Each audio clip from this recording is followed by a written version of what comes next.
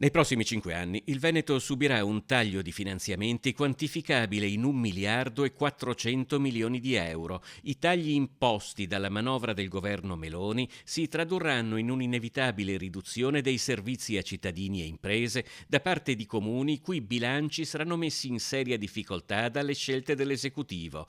Per questo il Partito Democratico Veneto lancia la campagna Pagano i cittadini, tagli ai comuni, che toccherà tutta la regione. Faremo un'operazione verità su ciò che comporta la manovra economica del governo sui bilanci dei comuni. Dimostreremo come si abbatte una vera e propria scure sui bilanci che costringerà i comuni a tagliare i servizi, a tagliare l'assistenza sociale, ad essere meno vicino a chi ha bisogno, a tagliare nella scuola, nei trasporti e inevitabilmente anche in quelle opere di rigenerazione urbana, di aree verdi su cui erano impegnati i comuni. La prima tappa è a Preganziol, dove i tagli previsti sono di 200.000 euro in 3 anni, a cui si devono aggiungere quelli già avvenuti nel 2024, una riduzione che nel bilancio del comune equivale all'intero capitolo destinato ai contributi per le famiglie in difficoltà.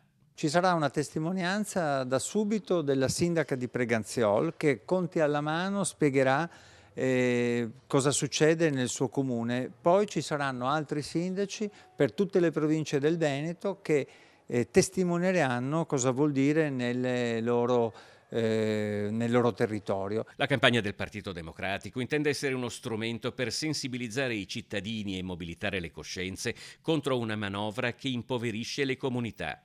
Il che, sottolinea il segretario regionale Andrea Martella, non è un'opinione, ma un dato di fatto. Si mettono numeri, dati in chiaro e si dimostra come questa scelta è una scelta sbagliata. E non lo dico io, non lo dice il PD, non lo dicono i sindaci di centro-sinistra, lo stanno dicendo tutti i sindaci anche del centrodestra. Basta vedere anche cosa dice l'ANCI.